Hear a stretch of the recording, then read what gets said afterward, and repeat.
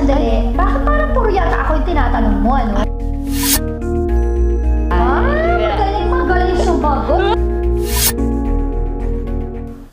Hi mga kapuso! Ako po si Caprice Cayetano, gumaganap bilang Jessica Cruz. And kasama po natin si Mommy Gladys! Yay! Ang aking mabait na... Ano sabi? Ay!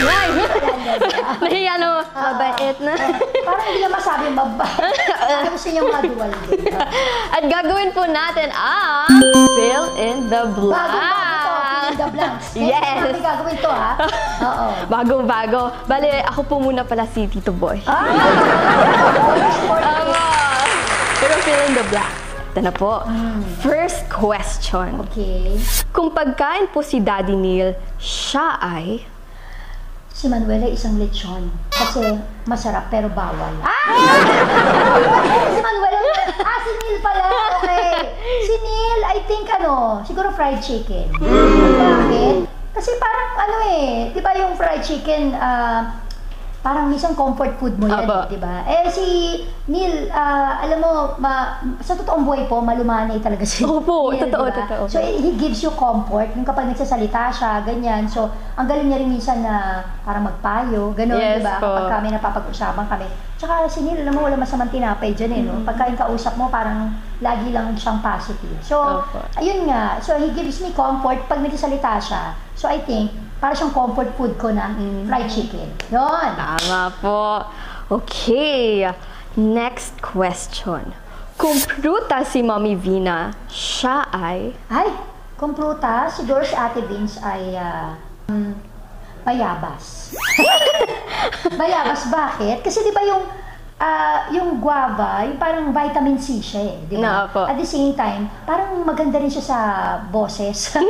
I think oo, di ba parang yung mga, siya So, syempre, dahil vitamin C, okay din siya para sa lalamunan. Di ba, dahil singer nga siya. Opo, singer. Tapos, napaka-powerful ng boses niya. So, I think siya siyang bayabas. Yun. Gusto ko rin yun Pagka yung kinain mo kasi yung bayabas, di ba, yung mga buto-buto nun. Tapos, lalo na kung hindi ganun katigas. Kasi, gusto ko yung medyo hindi ganun katigas yung bayabas. Yung maliliit, yun. Next question. Kung isang holiday si Ate Lexie, ano po siya? Oh, holiday? I think siya? Mukha siyang anniversary sale. Wow! Anniversary sale! Kasi, parang feeling ko yung sale, parang parang mahilig mag-shopping si Lexie Tingin ko tingin ko sa kanya. Kasi parang napaka-fashionista niya, di ba? So, parang tingin ko medyo lagi siya laman ng mall. Pero dahil di na uso ngayon masyado, di ba? Online shopping, ganyan. So, baka anniversary sale. Anniversary sale? Oo. Okay. Holiday para sa akin. Parang perfect nga po yun kay Ate Lexie. Kung isang bulaklak si Ate Gillette, ano po siya? Siya yung santan. Kasi di ba yung santan, nakikita mo yun kahit saan. Kasi adaptable si Ate Gillette. Parang kaya niya makipag-adapt dun sa kanyang environment, di ba? O sa iba-ibang mga kasama niya. So I think, siya siyang santan for me. Santan, opo. Okay. Saka yung santan dati nung mga bata kami, yung tinatanggal mo gano'n, di ba nakakain mo? Opo, yung parang matamis. Oo. Opo, matamis. Okay. Kung isang bagay kung isang bagay sa kusina si Kuya Pancho, siya ay? Sandok. Sandok, yung gano'n, di ba? Sinasandok niya yung mga ulam.